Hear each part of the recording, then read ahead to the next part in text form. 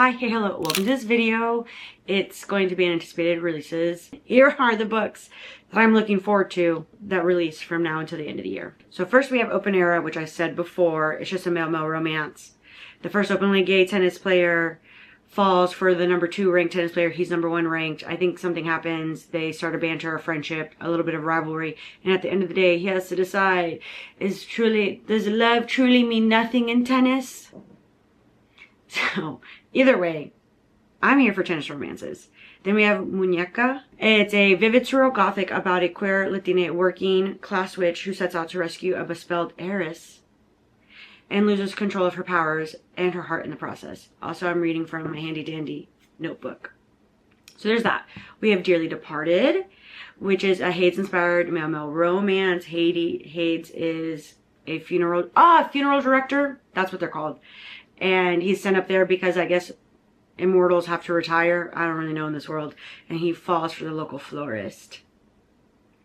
Then we have The Someday Garden, which is, it says, the new head gardener at an enchanted Lilymore house stumbles upon a secret garden with a mysterious man trapped inside. Very classically, this author's MO.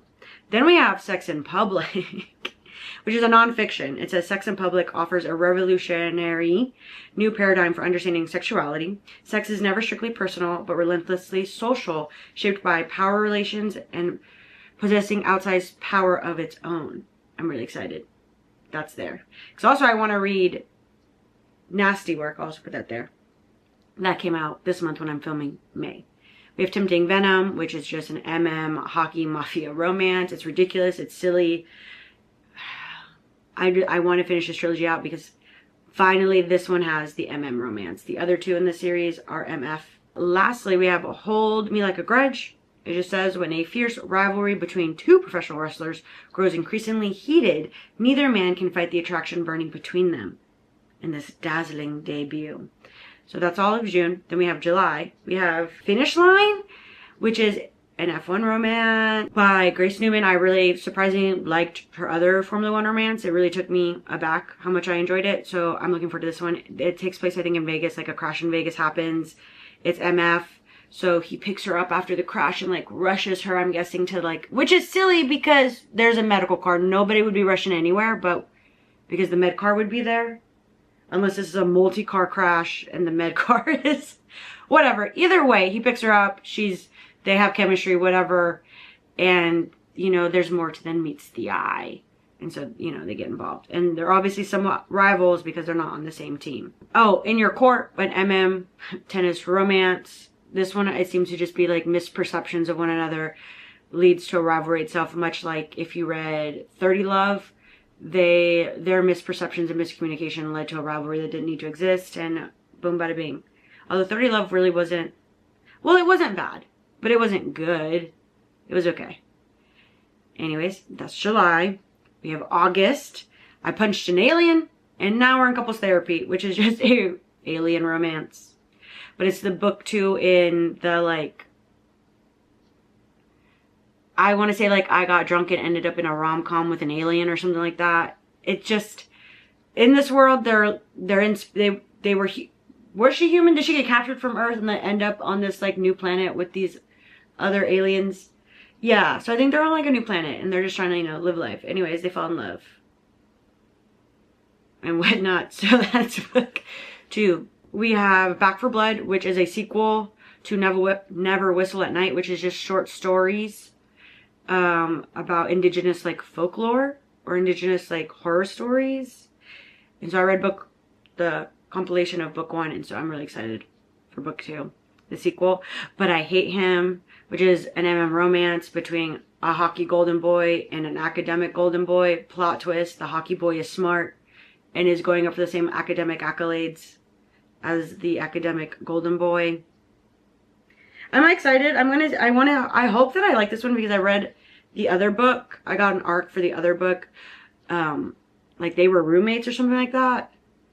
And I didn't mind it. I did have like a couple issues with the story, but for the most part, like, it was a fun time. So I'm hoping that I also like this one. I have A Harbor of Hungry Ghosts, which it says, when the British disrupt the Hungry Ghost Festival, and her grandmother is seized by a strange new monster. I don't know how to say this main character. Kimling. I'm dyslexic. Okay. Could I put this into Google? Let's see. Pause to see if it will actually. Yeah. And it wants to do Kipling. Well, that's unhelpful. Okay, so sorry. I'm butchering that. I need the audiobook. Must step up and lead the search. She is aided by unexpected allies, Archie, an earnest civil servant, Hoi Go, childhood sweetheart turned mechanic pirate, and Jinling, her youngest sister keeping secrets of her own. She must figure out who is behind the incursion, and more importantly, how to defeat them. British fables mingling with local Chinese monsters is also part of the description. And then in September we have Scion, which Azul is the best of what he does. And what he does is work for the Kearns Corporation as a fixer, with the occasional protection job here and there, like this new gig, protecting an extremely wealthy older woman from people just like him. However, even with his advanced cybernetic upgrades, Azul is on the back foot as wave after wave of assassins come after his client. There's that. Then I have Free Falling, which is book 2 to like the Sweetwater Peak series, and this is the other sister, and it just says an antique shop owner and a farmer who fake a relationship to save their legacies. But will they be able to fool the ghosts of their past? It's supposed to be paranormal, so I'm sure a ghost will turn off a light when they like almost kiss or whatever, or to help them kiss, and that's it. I wish the ghosts had more of they were larger characters in this series. They're just not, unfortunately. Then I have Grim Tidings. This is like the second book in like Good Spirits. So this is Death and an Angel.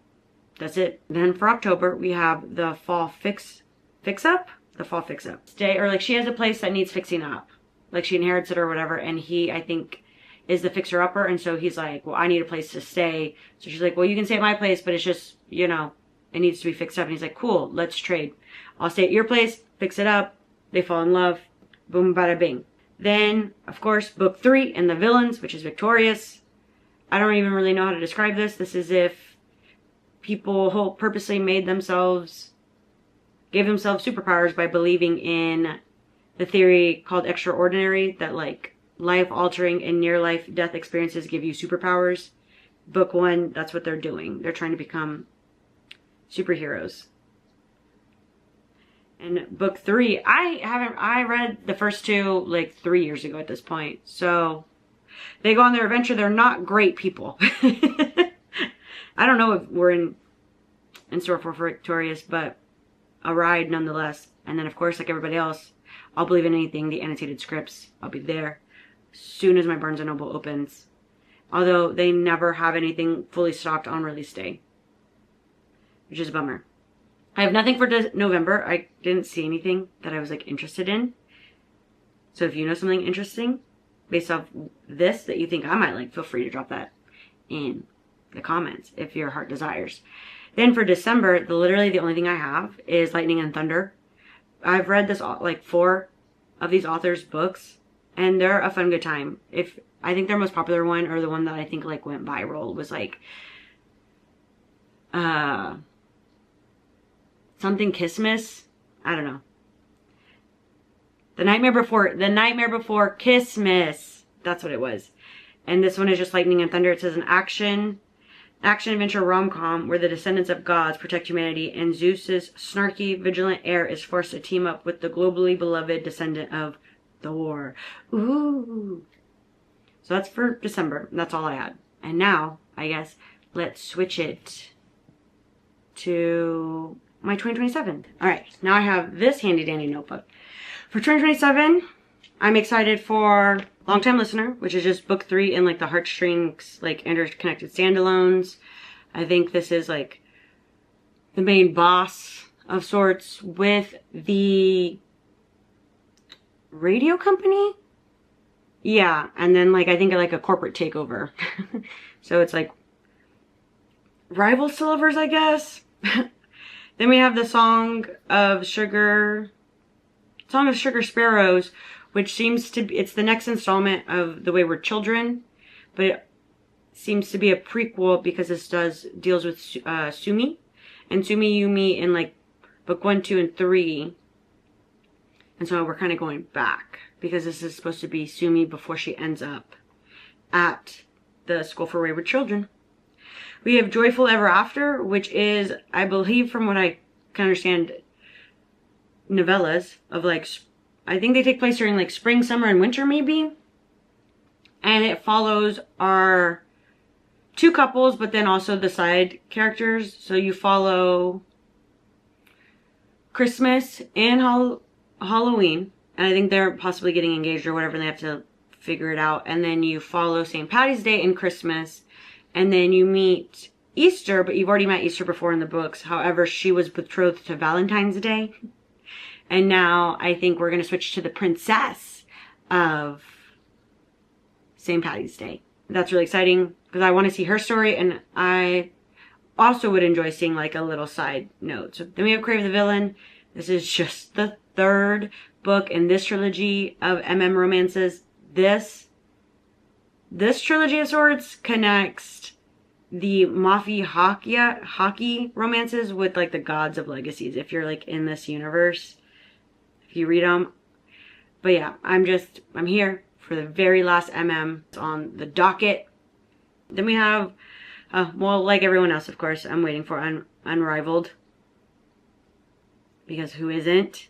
Those are most of the books currently in this moment in time that I'm interested in moving forward in the next half of the year. So I guess let me know any books that you guys are excited for. If you're here, made it to the end of the video, drop your anticipated releases in the comments down below if your heart desires, or any thoughts, feelings, whatevs. I hope you enjoyed. If you didn't, well, live your best life. And I'll catch you in the next one. Bye!